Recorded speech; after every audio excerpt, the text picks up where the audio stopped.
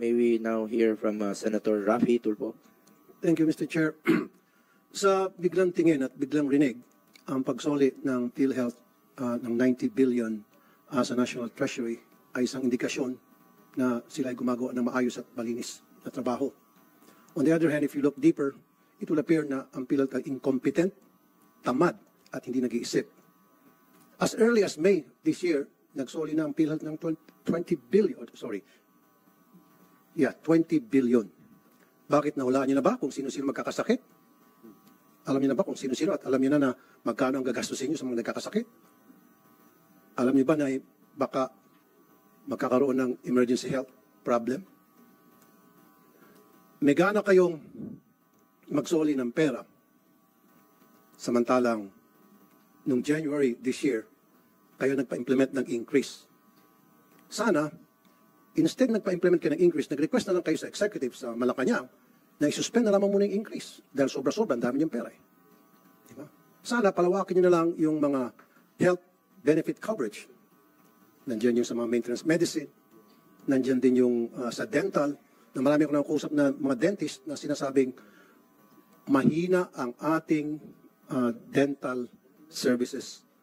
Mahina yung pagtulong ng gobyerno sa mga mahirap na kababayan para mapangalagaan ang kanilang kalusugan sa ngipin.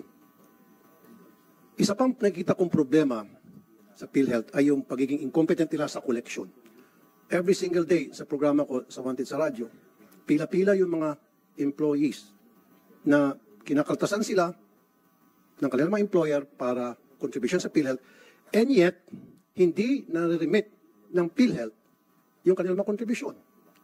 Wala bang maayos na sistema ang PhilHealth to go after these employers?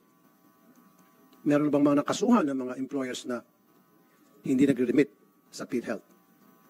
And I want to see those records kung meron man. Isa pa, marami tayong mga kababayan na naghihingalo.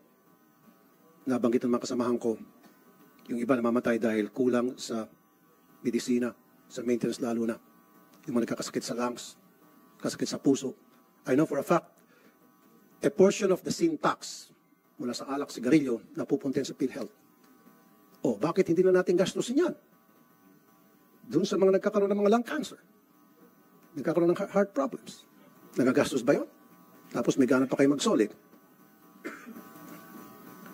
Now, sana pagandahin ng PhilHealth din yung kanilang system.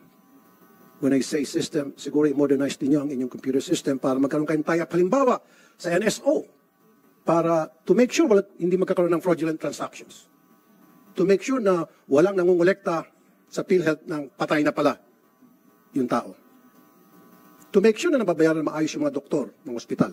And also to make sure at the same time na yung mga ospital ay hindi naniningil na hindi dapat sila maningil.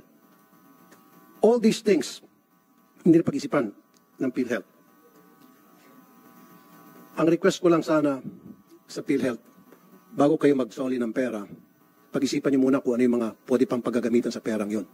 Dahil for me, yung pagsoli niyo ng pera, indikasyon na kayo incompetent, hindi niyo ginagawa na maayos yung trabaho. Nagpapakita kayo na wala kayong diskarte, hindi kayo nag-isip. Maraming salamat, Mr. Chair.